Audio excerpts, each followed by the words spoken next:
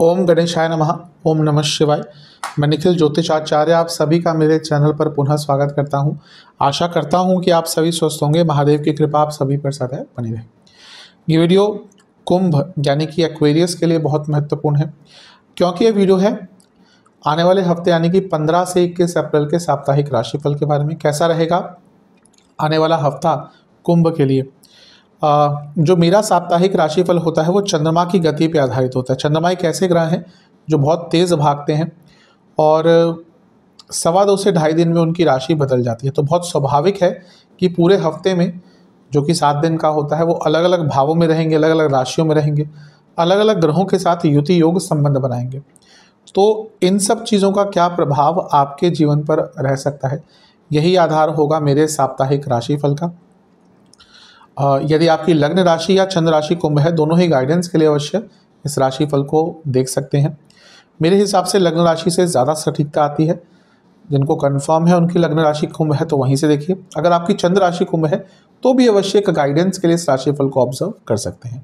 शुरुआत करते हैं अत्यंत महत्वपूर्ण साप्ताहिक राशिफल का। कुछ उपाय भी वीडियो के अंत में अवश्य मैं बताऊँगा। 15 तारीख को चंद्रमा आपके छठे घर में रहेंगे यानी कि कर्क राशि में, और 18 तारीख सुबह के 8 बजे तक उनका जो गोचर है वो वहीं पर रहेगा। चंद्रमा का छठे घर में आना निश्चित प्रभाव देता है।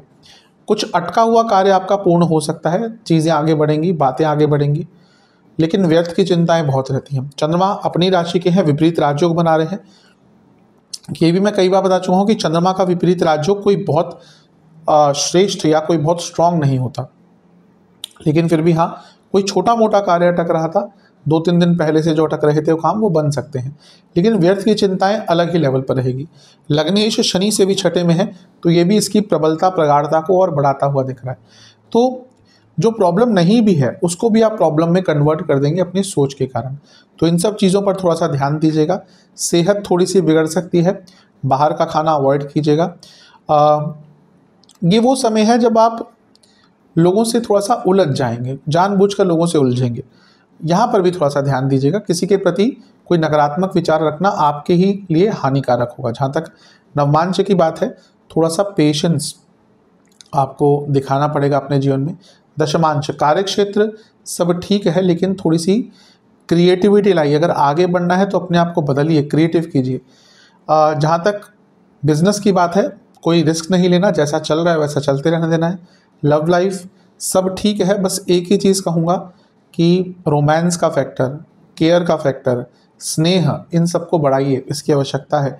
वैवाहिक जीवन, पुरानी गलतियाँ, पुरानी बातें दोनों ही हानिकारक हैं।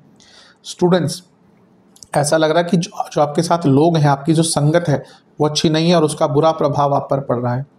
जहाँ तक सेहत की बात है, पेट के रोग, इन्फेक्शंस, मानसिक विकार ये तंग करेंगे। बाहर का खाना, जैसे मैंने कहा, अवॉइड कीजिएगा इस टाइम पे। जहाँ तक सर्वाष्टक की बात है, आपका 10वां घर बली है। ठीक है, कोई अटके हुए कार्य ऐसा लग रहा है कि यहाँ पे आपके अपने कर्मों के द्वारा अवश्य पूर्ण होंगे। 18 तारीख सुबह के 8 बजे चंद्रमा आपके सप्तम भाव में आ जाएंगे यानी कि सिंह में, और 20 तारीख रात के 8 तक उनका गोचर वहीं पर रहेगा। चंद्रमा का सप्तम में आना न्यूट्रल होता है। छठे घर के स्वामी है, यहाँ पर आगे और लग्न को देखेंगे, चिंताएं अवश्य और बढ़ेंगी। लेकिन हाँ, कोई कोर्ट केस अगर चल रहा था, कोई लीगल प्रॉब्लम चल रही थी, उससे निवारण हो सकता है। मंगल चंद्र योग, चंद्र मंगल योग पैसे के लिए बहुत अच्छा है। बिजनेस जो करते हैं उनको यहाँ पर लाभ हो सकता है, लेकिन शनि की दृष्टि है, ये विषयोग बनाएगी। मैरिड लाइफ पर बुरा प्रभाव पड़ सकता है, थोड़ी सोच नकारात्मक हो जाएगी। पब्लिक इमेज को लेकर ध्यान दीजिएगा। अगर आपका व्यक्तित्व ऐसा है जिसको बहुत लोग जानते हैं तो थोड़ा सा अपनी पब्लिक इमेज को लेकर कॉन्शियस रहेगा। गुरु की दृष्टि है और गुरु लाभेश और धनेश है, तो पैसा आएगा। स्पेशली अगर आप बिजनेस करते हैं तो बहुत लाभ यहाँ पर हो सकता है। बस एक चीज़ कहूँगा कि ग्लानि की भावना में मत जाइएगा। थोड़ा सा नकारात्मक अपने आप को ही लेकर हो जाएंगे और उसका एक बुरा प्रभाव आपके जीवन पर पड़ सकता है। जहाँ तक नवमांश की बात है, ठीक है सब कुछ, बस यही कहूँगा कि उलझिएगा मत किसी से। लोग यहाँ पे पोक करेंगे आपको, लेकिन आपको इग्नोर करना है।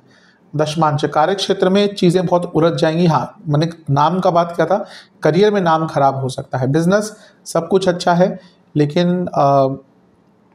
मन नहीं लगेगा ज़्यादा, बस ये प्रॉब्लम है। अदरवाइज तो बिजनेस में पैसा आएगा। लव लाइफ ठीक है सब कुछ, लेकिन ऐसा लग रहा है कि कुछ ठीक नहीं भी है।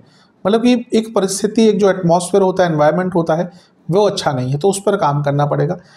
वैवाहिक जीवन बहुत हद तक ठीक है, लेकिन हाँ, अपनी सोच में कुछ बदलाव लाना पड़ेगा, तभी चीज़ें आपके बीच में सुधरेंगी। स्टूडेंट्स, गाइडेंस की बहुत आवश्यकता दिख रही है, तो अपने बड़ों से, अपने टीचर से, अपने सीनियर से बात कीजिएगा। सेहत के अनुसार रक्त विकार, किडनी की प्रॉब्लम, गॉल ब्लैडर की प्रॉब्लम ऑलरेडी कोई है तो परेशानी बढ़ेगी। सर्वाष्टक में आपका लग्न बली है, ये अच्छा है। जब लग्न बली होते हैं तो कोई बहुत महत्वपूर्ण कार्य पूर्ण हो जाता है। 20 तारीख रात के 8 बजे चंद्रमा आपके अष्टम भाव में आ जाएंगे, यानी कि कन्या में, और सप्ताह के अंत तक यहीं पर रहेंगे। चंद्रमा का अष्टम में आना कहीं ना कहीं अच्छा होता है, सॉरी, कहीं ना कहीं नेगेटिव होता है, बुरा होता है, अच्छा नहीं होता।